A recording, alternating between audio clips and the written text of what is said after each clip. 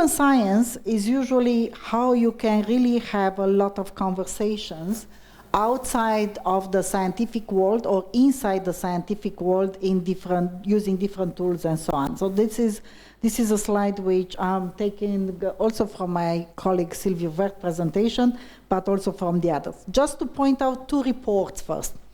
OpenAIR, the EU platform for open science and open science publication, and the collaborative unit and the research workshops from there have published recently a report about AI with and for open science. I would strongly suggest for those which are interested in the subject to have a read, because it's quite interesting.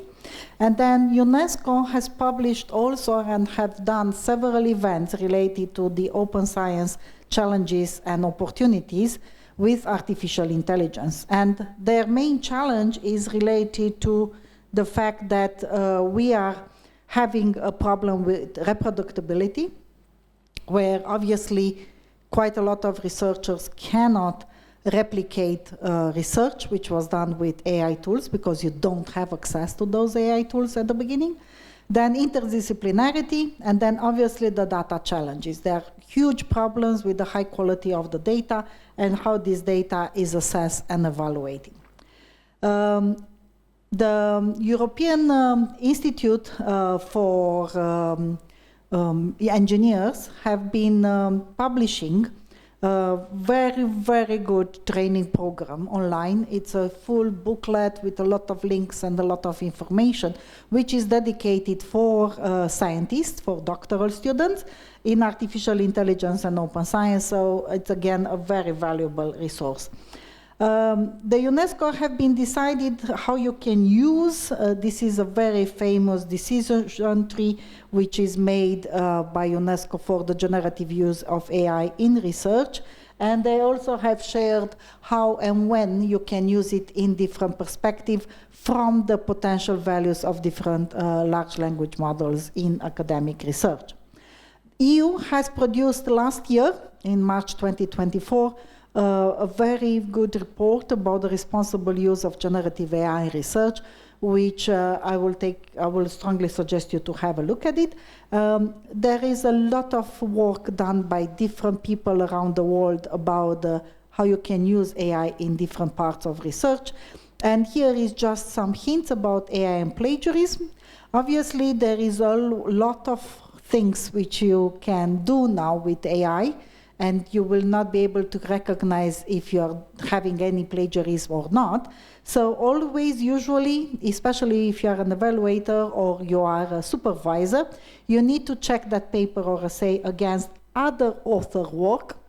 So to put it in the context of what the author is producing before or after that, choose a very reliable tool for anti-plagiarism check. Do it in 2 different tools, not only one. Check or ask also for the original data of the research, and then also check the images for the AI creation. There is a lot of misconduct at this moment in the research area about the use of artificial intelligence, and as you can see, the journals have retracted huge amounts of number. Only in 2023, 13,000 which were acknowledged officially, let's make it like that, which were published and then retracted because after the publication it was proven that they were written either with AI or using synthetic data or fake data. So it's becoming a huge problem. AI now Turnitin, Authenticate and so on do a sort of check with AI. That's why we suggest always to use 2 or 3 tools, because some are doing better, some are not, and we have done several tools on that. Just very briefly, I want you to introduce some tools which will help you in your research. You've seen, Andone has shown this morning Gemini with deep research, which is very good for creating things, but I'm looking for more tools to help you to organize the research work. So Notion, that's one of it, which will help you, is like an organizing, is a management plan tool. Perplexity, which is quite good again, because it's starting with the reasoning of why you are doing several topics and so on. And sometimes it gives you quite good hints, even in the topics which you are very much aware of it. Killbot It's very good for administrative research because you can keep together a lot of resources and a lot of information. DeepL for translation is becoming increasingly better on translating all the text in different languages and so on. Cite, I think this is one of the tools which I use the most. I lack quite a lot of research assistants nowadays. I'm always looking for research assistants. So for me to be able to try to identify, I'm reading a lot, I'm sharing my personal experience with this, and to keep them together, I used to use Evernote and Zotero.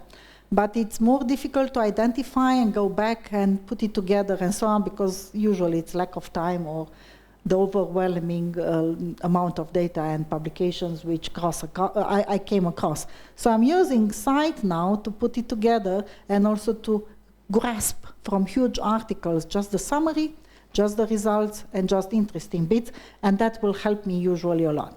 A tool which I like is Research Rabbit. It's analyzing research papers, it's doing connections, and it's open source, it's fully open source. It's developed by MIT, by universities, not in Europe, but American university, and it's free of charge, and I will strongly suggest you to do it. And it's very, very good on connecting with Zotero and other scholars. So for example, this is my profile in Research Rabbit. It identifies even papers which I forgot about them. They were not even in my list of publications.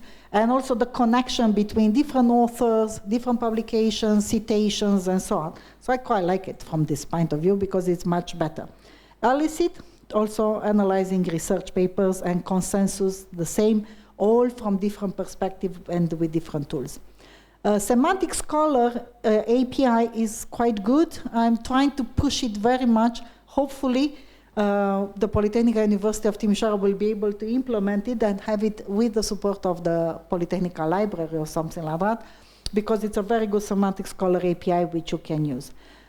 As you probably, some of you know, we have regulations for more than 2 years now. This was in 2022 when we established the first regulation by the Senate on the area of how we can use AI in higher education. And you've seen already that there are several ways how you can promote and how you can have citation, including AI. Now all the journals, conferences, and so on allow you to use AI. And if you're only using it for styling, for improving English or for grammar, that you don't even need to acknowledge anymore that you're using AI for that. It's like spelling and so on, other tools. Only acknowledge it when you're using it for something else. So for example, if you're using Cite or Research Rabbit or any other tool to identify papers and to do summaries of the paper, as a research assistant, you don't even need to acknowledge that. You need to acknowledge only where is data and information produced with AI, not where it's helping you in the part of the administrative work. So what is very important in the area of AI in open science, especially, is that you need to prioritize research integrity. If you have a culture of research integrity, then you don't have the problem of plagiarism. It's not easy, and it takes a lot of responsibility for all the stakeholders and all the actors to really do it. It requires transparency at all research stages. Thank you very much for this.